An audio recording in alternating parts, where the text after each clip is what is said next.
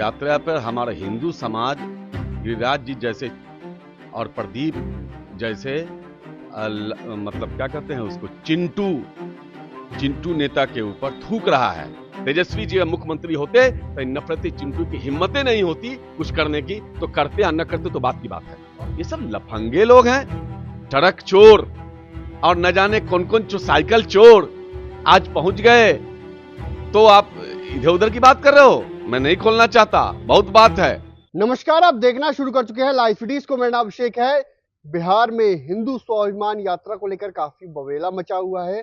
साथ ही साथ अररिया से सांसद प्रदीप सिंह ने एक विवादित बयान दिया है। ऐसे में आरजेडी के एमएलसी कारी शोहेब जी हमारे साथ।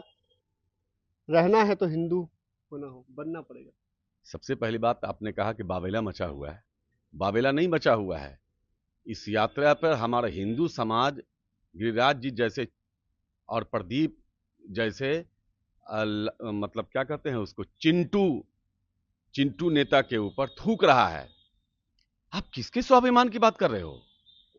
अरे क्या हमारे देश के लोगों के पास स्वाभिमान नहीं है? इनको माफी मांगनी चाहिए पूरे हिंदू समाज से।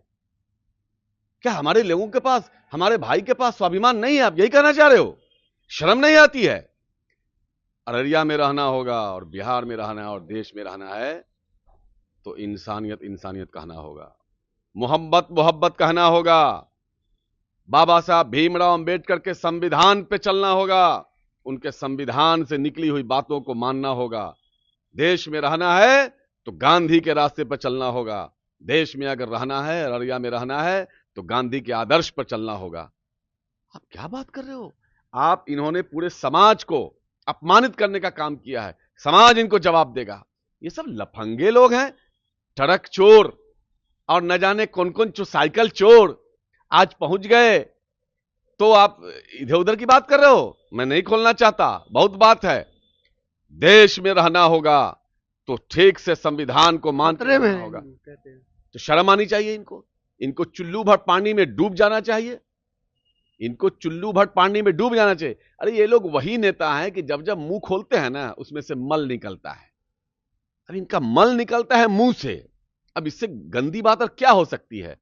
आप इस देश में प्रधानमंत्री, राष्ट्रपति, सारे गवर्नर, एक गवर्नर को छोड़ के सारे गवर्नर, सारे इसके एक भी फौज में किसी भी एक कर्नल कोई मुसलमान है क्या?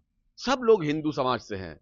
और फिर भी आप कह रहे हो 10-15-20% मुसलमान है, उसमें भी आप ही कहते हो कि पंक्चर बनाने वाला है। तो पंक्चर बनाने वाले से तुम डरा रहे हो।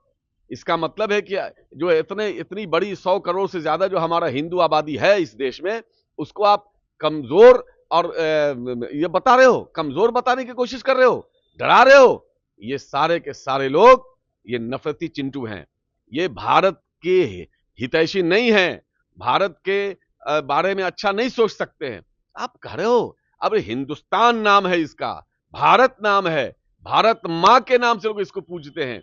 हिंदुस्तान के नाम से पूरा दुनिया, भारत, इंडिया, हिंदुस्तान। अब इससे बड़ा स्वाभिमान क्या हो सकता है इस देशवासियों को? इस देश का एक एक व्यक्ति, चाहे वो हिंदू हो, मुसलमान हो, सिख हो, ईसाई हो, हर व्यक्ति स्वाभिमानी है। और भारत का एक एक व्यक्ति स्वाभिमानी है। भारत के एक भी व्यक्ति को अगर स्वाभिमानी आप नहीं मान रहे हो, इसका मतलब है तुम भारत विरोधी हो। ऐसे भी लोग भारत विरोधी हैं।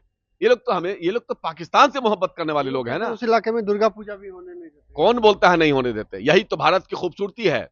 ये लोग, इन्होंने अब तक हिंदुस्तान के मिजाज को, भारत के मिजाज को समझा नहीं है। आज दुर्गा पूजा हो या कोई पूजा हो, देश के तमाम लोग मिलजुल के बनाते हैं। आप इस देश के हर व्यक्ति के अंदर आधा मुसलमान है, आधा हिंदू है, उसी में ईसाई भी है, उसी में सिख भी है, उसी में बौद्ध भी है। ये बौद्ध की धरती है, यहां इंसानियत की बात होती है, यहां शांति का। आपके प्रधानमंत्री जाते हैं तो बौद्ध का नाम लेते हैं, शांति का नाम लेते हैं, कहते हैं कि भारत हमारा शांति वाला देश है भी। लेकिन आप यहां क्या मैसेज दे रहे हो दुनिया को? क्या दिखाना चाह रहे हो? कहां दुर्गा पूजा नहीं होता है? कौन सा ऐसा पर्व है बताओ? हिमाचल कौन बोल दिया? एक बात बताओ, कोई मुसलमान अगर जुमा की नमाज पढ़ता है, 5 मिनट के लिए अगर रोड पे, मस्जिद में जगह नहीं पड़ी, रोड पे आ जाता है, तब तो आप उल्टा सीधा चिल्लाते हो। लेकिन जहां 10 दिन नवरात्रा होता है, चाहे कोई भी पूजा होता है, जन्माष्टमी होता है या कुछ भी होता है, आपने देखा है किसी मुसलमान को ये कहते हुए कि सड़क क्यों जाम है, सड़क क्यों बंद है? सारे लोग सपोर्ट करते हैं, हम लोग भी सपोर्ट करते हैं, हम लोग भी जाते हैं, सब लोग जाते हैं।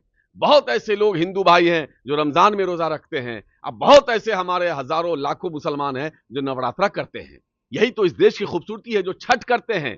यही तो इस देश की खूबसूरती है। यही खूबसूरती इनको पच नहीं रही है, क्योंकि पाकिस्तान से मोहब्बत करने वाला, क्योंकि पाकिस्तान एक नफरती देश है, ये दिन भर पाकिस्तान पाकिस्तान बकता है। आप देखते नहीं है कि लैला अपने मजनू का नाम बार बार क्यों लेता है, या मजनू के क्यों लेती है, या मजनू अपने लैला का नाम क्यों बार बार लेता है? क्योंकि उसको बेपनाह मोहब्बत है उससे। क्या किसी मुसलमान को आपने देखा है कि पाकिस्तान का नाम लेता हो बार बार? ये लेते हैं। अब ये बताइए कि इनके गुरु एडवाणी जी जाके जिन्ना के मजार पर जाके चादर चढ़ाए थे। कोई गया था? कोई मुसलमान जाके गया वहां चादर चढ़ाया है? मोहब्बत किसको हुई? बिन बुलाए बिन बताए बिन बताए जाकर के वहां बिरयानी कौन खाया? जाकर के नवाज शरीफ की मां के पैर पर कौन गिरा? आपने भारत के स्वाभिमान को वहां जाके गिराने का काम किया, उसकी मां के कदमों में। हम तो पाकिस्तान को अपने जूते के नोक पर रखते हैं। हम तो चाहते हैं कि पाकिस्तान को तुम जितना हल्ला करते हो, चढ़ाई करो, क्यों नहीं करते हो? खत्म करो। हम तो पाकिस्तान की तरफ अपना थूक भी नहीं फेंकना चाहते हैं, क्योंकि मेरा थूक भी नापाक हो जाएगा। तुम तो दिन रात पाकिस्तान पाकिस्तान बकते हो।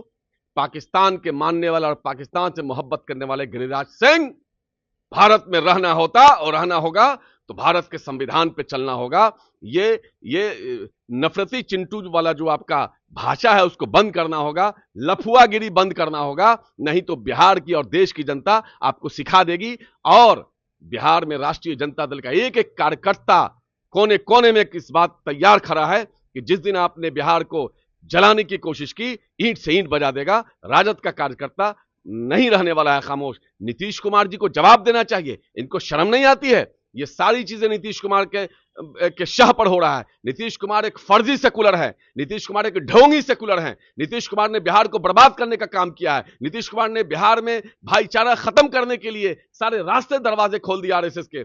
नीतीश कुमार के राज में आरएसएस गांधी मैदान में परेड करता है, गली मोहल्ले में जाकर के बजरंग दल और ये सारे जो नफरती संस्था है ये सब जाके नफरत फैलाता है। लालू जी या राबड़ी जी बिहार में मुख्यमंत्री थे, इनकी औकात नहीं थी कि किसी गली मोहल्ले में भी जाके परेड कर लें। इनकी औकात नहीं थी कि ये लोग एयरपोर्ट से बाहर आ जाएं। प्रवीण तोगाड़िया जब एयरपोर्ट से बाहर निकल नफरत फैलाने आया तो इसको बाहर कर दिया गया, इनको एयरपोर्ट से ही बाहर जाना पड़ा। अगर लालू जी, राबड़ी जी या तेजस्वी यादव जी मुख्यमंत्री होते, गिरिराज सिंह की हिम्मत नहीं थी कि इस तरह की भाषा निकालते। प्रदीप सिंह की हिम्मत नहीं थी कि इस तरह की भाषा निकालते। क्या कर लेते? आप देखते क्या करते। बिहार में शासन होता, बिहार में किसी भी जाति धर्म के खिलाफ एक लफ्ज कोई बोलता तो उसके सीने की फट्टी यहां के लोग तोड़ देते। यहां की सरकार, यहां का शासन, यहां का लोग नहीं, यहां का कानून, यहां की पुलिस इनको चलने नहीं देती। इनको बता देती कि बिहार में कैसे प्यार से और मोहब्बत के साथ रहा जाता है। तेजस्वी जी मुख्यमंत्री होते तो इन नफरती चिंटू की हिम्मतें नहीं होती कुछ करने की, तो करते या न करते तो बात की बात है। तो आपने सुना कि आरजेडी के एमएलसी काली शोएब ने क्या कुछ कहा है। खूब गुस्से में है, गिरिराज सिंह और प्रदीप सिंह पर खूब गुस्से में, और साफ साफ कहा है कि ये लफुआ लोग हैं और ये देश विरोधी लोग हैं, ये पाकिस्तान के लोग हैं, और इन्हें अगर देश में रहना है तो संविधान के आधार पर ही चलना होगा। साथ ही साथ इन्होंने कहा अगर तेजस्वी यादव मुख्यमंत्री होते बिहार में और आरजेडी की सरकार होती तो ऐसे लोगों को सबक सिखा दिया जाता, ऐसे लोगों की फट्टी तोड़ दी जाती। कई सारी बातों को भी कहा है। तो बने रहिए लाइव सिटीज के साथ। हमारी यूट्यूब चैनल को सब्सक्राइब करिए, फेसबुक को लाइक करिए। धन्यवाद।